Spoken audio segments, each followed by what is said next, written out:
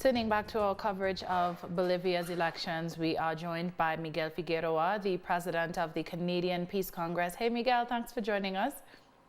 Oh, thank you, and good evening, everyone. Now, can you talk to us a bit about the work your organization does and how it relates to Latin America? Sure, certainly. The Canadian Peace Congress actually is one of the oldest peace organizations in the country, in Canada. It was founded in 1949. So actually, this year we're celebrating our 70th anniversary. Or last year we celebrated our 70th anniversary.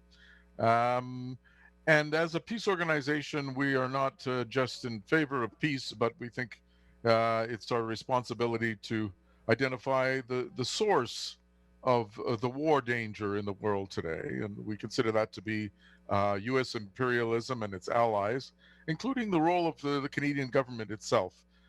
So we consider ourselves to be an anti-imperialist peace organization, which by definition means that we speak out not only about general issues relating to nuclear disarmament and so on, but also around issues of people's struggles for sovereignty, for democracy, for their independence, and for equality internationally, and the rule of international law.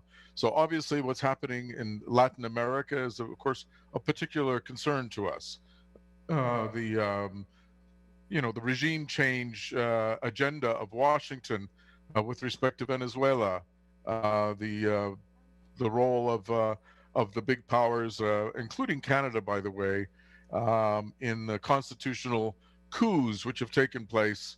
Well, obviously the overthrow of Aristide in Haiti, and then the removal of President Zelaya in Honduras in 2009, and of course the situation that has been unfolding in Bolivia. So we consider that to be part of our mandate. We stand for peace, but also for social justice, and we are an internationalist peace organization. So we feel a special kinship with the peoples of the Americas in general, and also particularly with the indigenous peoples of Latin America, because of course we have big struggles in Canada as well in defense of the rights of our own indigenous peoples in this territory. What do you think are some of the ways in which hegemonic governments can actually help democracy return to some of these affected countries? Well, I think they're the problem. It's not a question of whether they can help or not. They are part of the problem. But that it's important to point out that that doesn't necessarily reflect the views of the Canadian people. And one of the things which progressive organizations, peace organizations, anti-imperialist organizations in Canada are trying to do is to mobilize the trade unions, to mobilize mass organizations amongst students, amongst women, amongst the indigenous peoples themselves, to put pressure to, first of all, to expose the role that the Canadian government is playing as a handmaiden and as a collaborator with Washington, with U.S. imperialism, and to pressure the government to change its course. Of course, it's not easy. It's a big struggle, but that's what we're trying to do. I mean, what is your organization's stance? I mean, it's obvious because you've spoken about it, but how do you activate against and also expose Canada's role in supporting the covert operations of the United States when it comes to toppling governments across different regions? Well, of course, our main priority, first and foremost, is to expose the role that Canada in particular has been playing and why it has been playing the role that it has.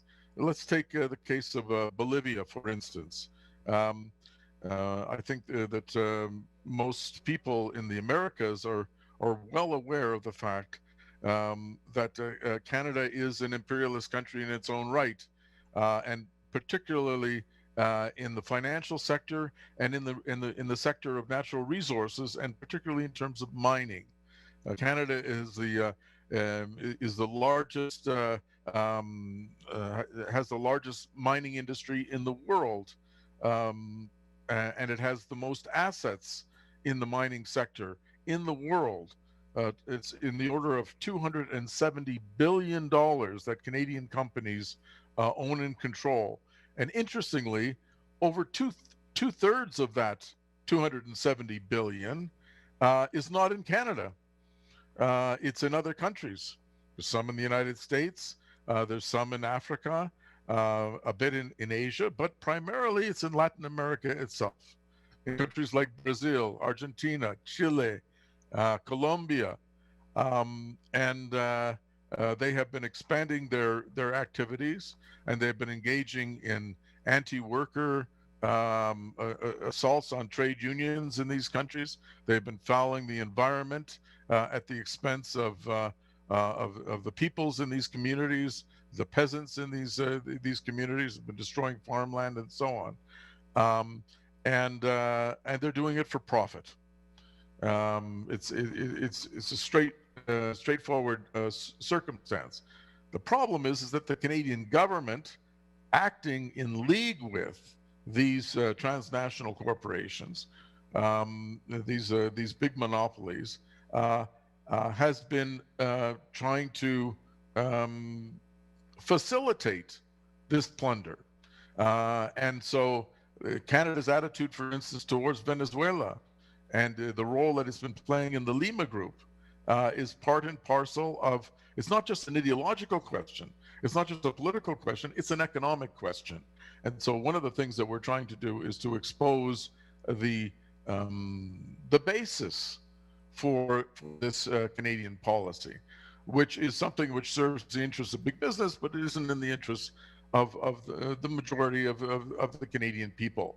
So part of it is, of course, an educational role, but of course, we don't think it's just a question of education or just getting petitions. So we work with solidarity groups, in solidarity with Cuba, with Venezuela, with Latin American solidarity groups. As a matter of fact, just today in Toronto, we had a demonstration which was co-sponsored by the Peace Congress and the Latin American and Caribbean Solidarity Network. And it was about the elections that are taking place today in Bolivia.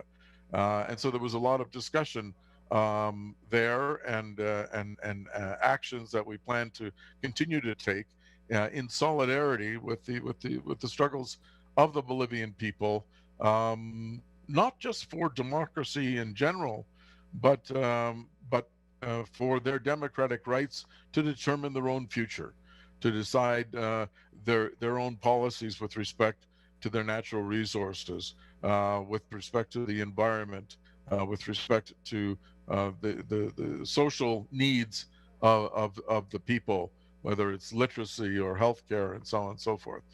So it's not easy because we have a hostile media here. We not only face a hostile government, essentially a right-wing neoliberal government, but of course we also have the mainstream corporate press to contend with. So it's an uphill struggle, but we're finding that when we can reach people, when we can speak to workers in their unions and in their workplaces, when we can engage with students and with people who are marginalized, certainly with the indigenous peoples, we're starting to make some headway. About 2 months ago, we had a special webinar to mark Indigenous Day in Canada, and the main speaker was Evo Morales, who gave a fantastic speech, and we had 5 or 6 Indigenous leaders from Canada who shared the platform with Evo Morales, and it was very eye-opening for them. Many of them, believe it or not, didn't really know that much about what was going on in Bolivia, despite the fact that Bolivia, of course, has got the largest proportion of its population anywhere in the Americas who are indigenous, and more than 2/3 of the population of Bolivia are indigenous peoples. So this was quite eye-opening, and it's starting to open some doors with respect to Native organizations, indigenous organizations in this country.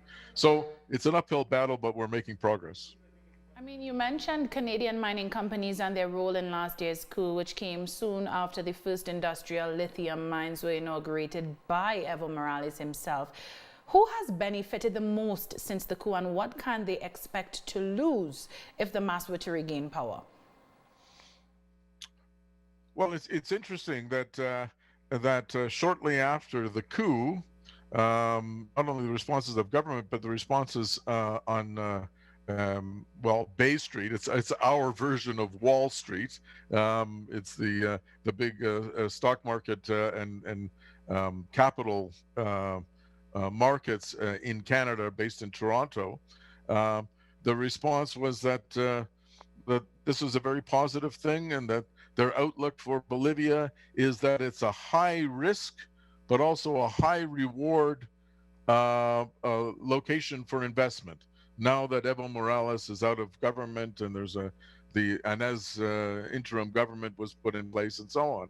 So what they're saying is that, in fact, Canadian mining investment in Bolivia is relatively small compared to a number of other countries. And that's why they're anxious to get in there. That's why they supported this coup. Whether they had a direct hand in financing it is another matter. We don't have evidence of that. But certainly they were overjoyed by the putsch, or the coup d'état, which took place last November, and by extension, they would be amongst the big losers if the MAS is reelected, and if the Bolivian people take back their democracy, and ensure that any investment that does take place on their lands and in their territories is not one that is just for the benefit of foreign capital, but serves the interests and the economy and the needs of the Bolivian people. So they would lose big time, and I think that is an indication of why the Canadian government and Chrystia Freeland in the first place has been taking such a hostile attitude towards the progressive forces in Latin America, why they participate in the Lima Group, why Chrystia Freeland, immediately after the coup d'etat, recognized the Anez government and said that it was a victory for the Bolivian people. This is why they take the position that they do. There's big money, there's big interest involved here. Now, it's interesting that you brought up how the coup was painted in Canada as basically an opportunity for investors. Is this a recurring theme with how such events are refocused for a global North audience by corporate media? And how do Canadians in general react to these events? Well, that's an interesting question. I mean, when the Financial Post and when these various business think tanks talk to themselves and talk to each other, they talk in terms of investment opportunities and how to increase their profits. But that's not how they talk to the Canadian people. When it comes to the broad masses of the people, they know that it's pretty transparent. If they say that it's good for business, people say, well, yeah, but how is it good for the rest of us? So they couch it in other terms. They couch it in terms of humanitarian interventionism. So, for instance, Canada went to war and occupied and was part of the occupying forces in Afghanistan, for instance, for almost 15 years, and that was couched in terms of our responsibility to protect the Afghan women and to bring about the equality of Afghan women. In the case of Syria, it's our responsibility to oppose a dictator who gasses their own people, and so on. And so we have to protect them. Whether it's in China, in Xinjiang, we have to protect the Muslim population. They didn't care about that when they were bombing Libya and the Muslims in Libya, but all of a sudden, when it comes to China, they're great defenders of the Muslims. So they couch it in terms of upholding democracy, upholding human rights, upholding their responsibility to protect for humanitarian reasons.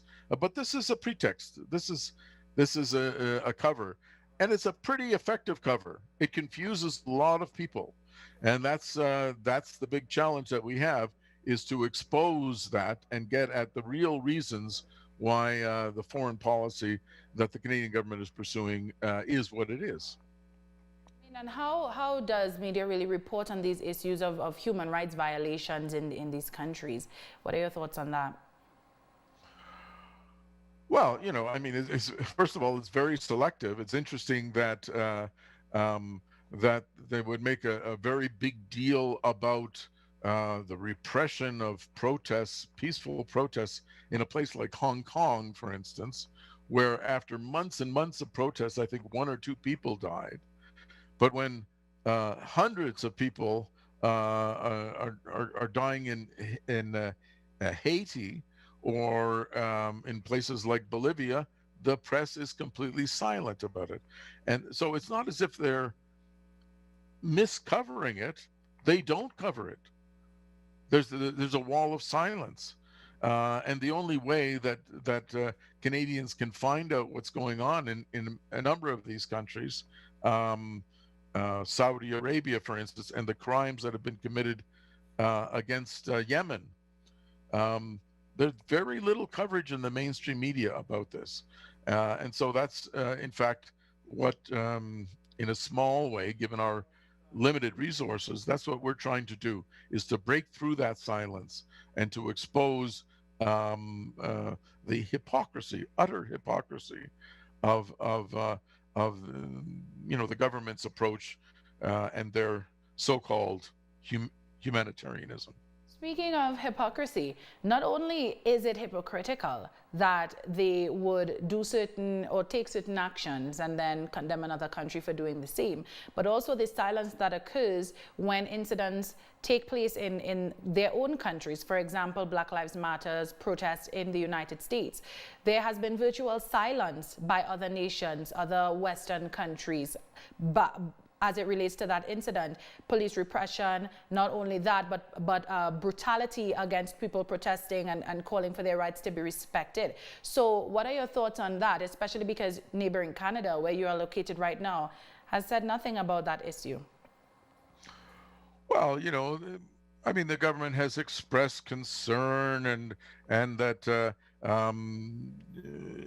you see, the Canadian government is a bit more sophisticated than the Trump administration. Okay, so they try to give a veneer of being progressive, engaged, sensitive to minorities.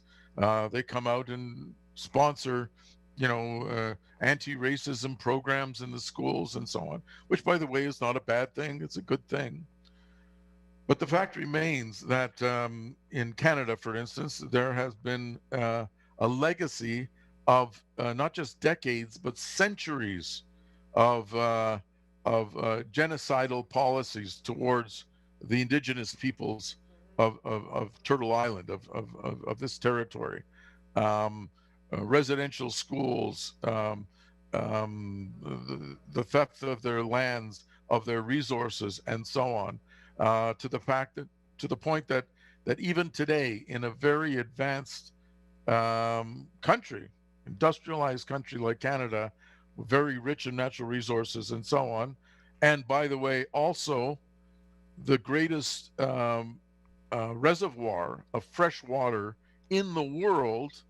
Nevertheless, you have hundreds upon hundreds of Aboriginal communities in this country that cannot and do not have fresh drinking water. They have to boil their water. And that's because of this systematic racism which exists. Just this week, there was yet another incident that blew up in Nova Scotia, in the east part of Canada, where native fishermen, um, uh, on the basis of a Supreme Court ruling, were trying to harvest some lobster to help to supplement their incomes, particularly hard hit because of the pandemic and so on. And commercial fishermen on the phony basis that they're concerned about conserving this resource, went and attacked these native fishermen, destroyed their boats, destroyed their gear, burnt down their buildings, uh, and fortunately nobody was killed, but they were almost prepared to burn some of the indigenous people alive as part of this. And the RCMP, the federal police in Canada, were there in their cars, in their squad cars, and did absolutely nothing to protect these Aboriginal peoples that had come under this. It's quite clearly a racist and a vicious white supremacist attack. So you know, these are the contradictions. Whether it's in respect to labor rights or the environment, Canada also says it's very concerned about climate change, and yet Canada is a main proponent of building more pipelines and extracting the tar sands in Alberta, one of the dirtiest forms of oil in the world, that adds tremendously to CO2 emissions and the resulting climate change. And so the government talks out of both sides of their mouth, and they're very skilled at it. They've been doing it for decades, for centuries, and the media. And I'm speaking primarily of the mainstream corporate media, not the independent media or social media and so on. But the mainstream media have completely abandoned even a pretense of investigative journalism. They Yeah. add they act now as essentially a PR department for government policy. I mean, It's disgusting. Miguel, a lot of countries that try to continue to do business with nations like, for example, Venezuela or Iran, they face the threat of sanctions by the United States, and the United States acting with autonomy as though its laws and its foreign policy is international law. But a country like Canada, and that's just for example, doesn't necessarily face the same risk as other nations who intend to continue to do trade and barter with these nations. So why do you think that Canada continues to take the position that it does? Well, because Canada is one of the it's a firm member of the imperialist group of powers in the world. It's part of NATO. It plays a very active role in military procurement. Right now, there's a big battle going on. As a matter of fact, just before joining you, I was in a teleconference with peace activists across the country over the plans of the Canadian government to purchase 88 new F-35 fighter jets. These are stealth fighter jets, which will be nuclear capable. In other words, capable of firing nuclear weapons and nuclear rockets. Um, and these weapons are not for the defense of the Canadian frontier or the Canadian boundaries, to protect our north and so on and so forth. These are weapons which are completely compatible with fighting wars abroad, and Canada has participated in that. When we went and as part of NATO, bombed Belgrade in 1999, went into Afghanistan, bombed Libya. As a matter of fact, it was a Canadian general that was in charge of the air operations of the NATO powers in Libya to overthrow President Gaddafi. So yeah, yes, Canada could play an important role. It could undercut a lot of the sanctions that the U.S. government is imposing. It has uh, ideally or potentially it has the capacity to do that, but it has thrown in its lot with the United States. The one exception is Cuba, because Canada has a continuing relationship with Cuba. It does not participate in the U.S. blockade directly. However, the Canadian government as well has been becoming increasingly critical of Cuba. It's joining in the chorus about Cuba. And there are many Canadian businesses that are being impacted by the U.S. Blockade of Cuba, which is a violation of Canadian law. It has to do with extraterritoriality. And in fact, was a law passed over 15 years ago, which explicitly um, um, prevents, or should prevent at least, the U.S. application of its blockade on Canadian companies. But the fact of the matter is that the Canadian government hasn't been enforcing that law, and so in many respects, Canada is complicit with the blockade of Cuba. It's less obvious, but it's there as well. But certainly with respect to other countries, Iran, uh, Syria, with respect to the Palestinian people, certainly with respect to Venezuela, sanctions have now been imposed. Canadian sanctions have been imposed against Nicaragua. There's many examples.